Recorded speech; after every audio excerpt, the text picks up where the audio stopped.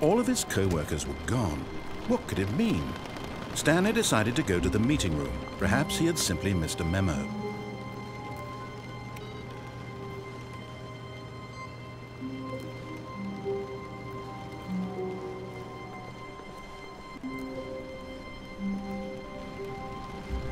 When Stanley came to a set of 2 open doors, he entered the door on his left. This was not the correct way to the meeting room, and Stanley knew it perfectly well. Perhaps he wanted to stop by the employee lounge first, just to admire it. Ah, yes, truly a room worth admiring. It had really been worth the detour after all, just to spend a few moments here in this immaculate, beautifully constructed room. Stanley simply stood here, drinking it all in.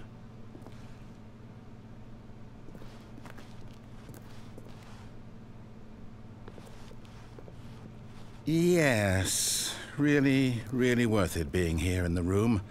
A room so utterly captivating that even though all your co-workers have mysteriously vanished, here you sit looking at these chairs and some paintings. Really worth it.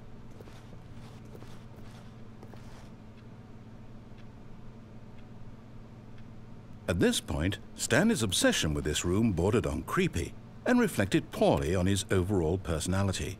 It's possible that this is why everyone left.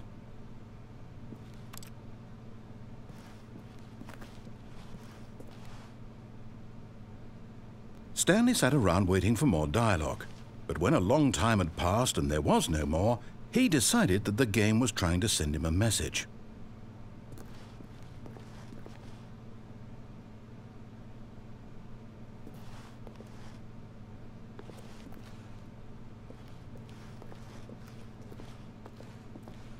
But at last, he'd had enough of the amazing room and took the first open door on his left to get back to business.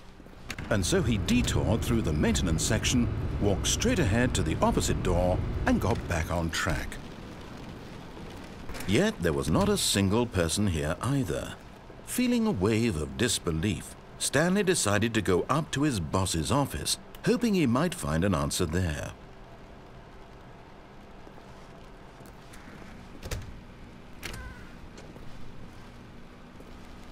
Stanley stepped into the broom closet, but there was nothing here, so he turned around and got back on track.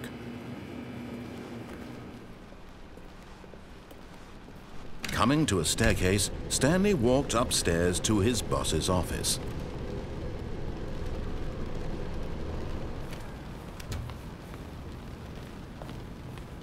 Stepping into his manager's office, Stanley was once again stunned to discover not an indication of any human life.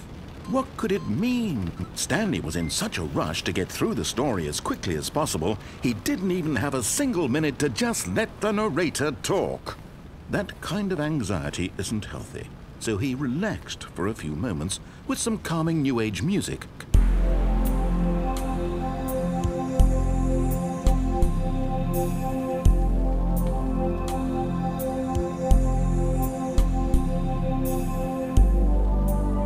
Feeling soothed and rejuvenated, Stanley calmly walked forward into the opened passageway.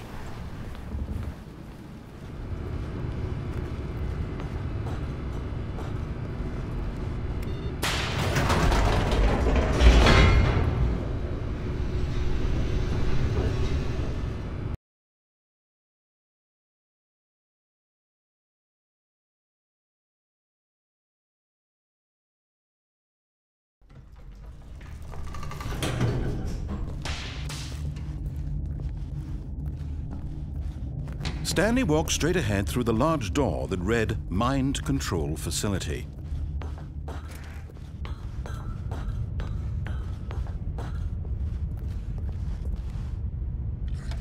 The lights rose on an enormous room packed with television screens. What horrible secret did this place hold? Stanley thought to himself. Did he have the strength to find out?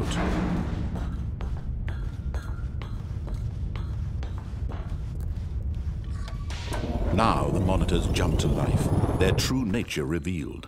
Each bore the number of an employee in the building, Stanley's co-workers. The lives of so many individuals reduced to images on a screen, and Stanley, one of them, eternally monitored in this place where freedom meant nothing. This mind control facility, it was too horrible to believe. It couldn't be true. Had Stanley really been under someone's control all this time? Was this the only reason he was happy with his boring job? That his emotions had been manipulated to accept it blindly? No, he refused to believe it. He couldn't accept it. His own life in someone else's control? Never! It was unthinkable. Wasn't it?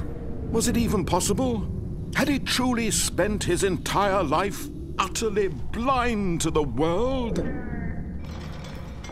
But here was the proof, the heart of the operation. Controls labeled with emotions, happy or sad or content, walking, eating, working, all of it monitored and commanded from this very place. And as the cold reality of his past began to sink in, Stanley decided that this machinery would never again exert its terrible power over another human life. For he would dismantle the controls once and for all.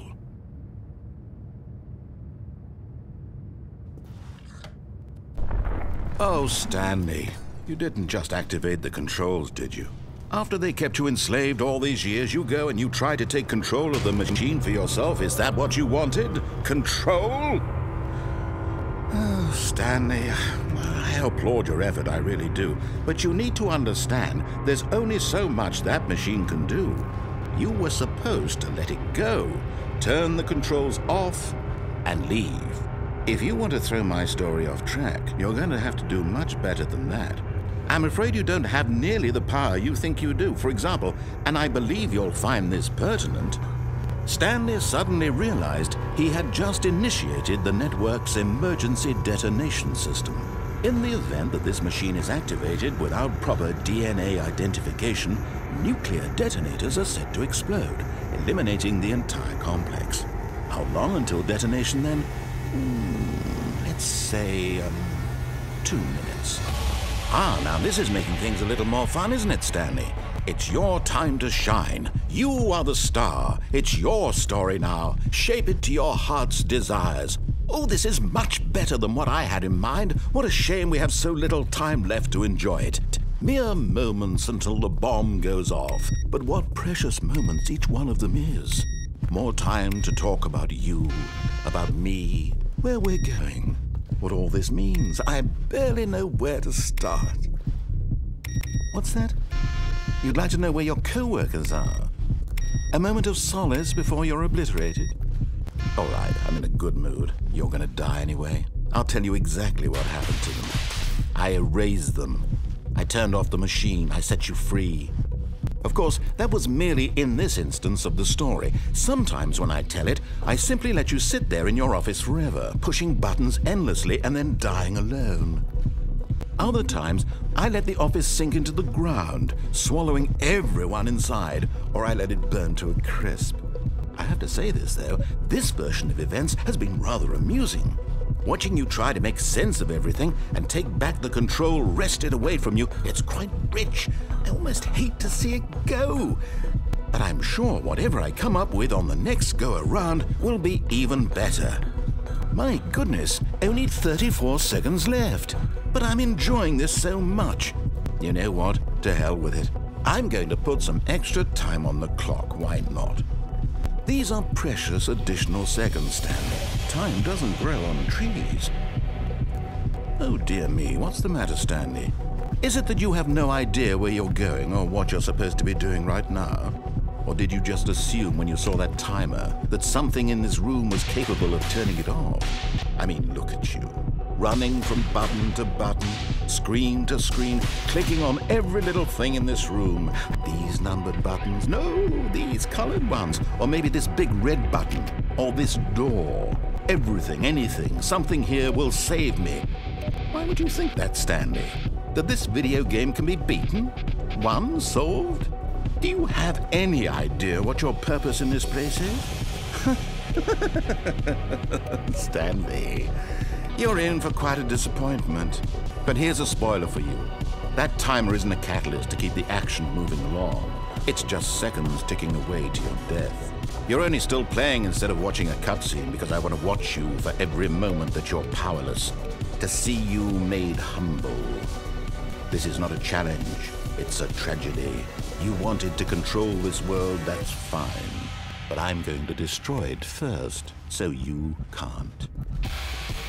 Take a look at the clock, Stanley. That's 30 seconds you have left to struggle.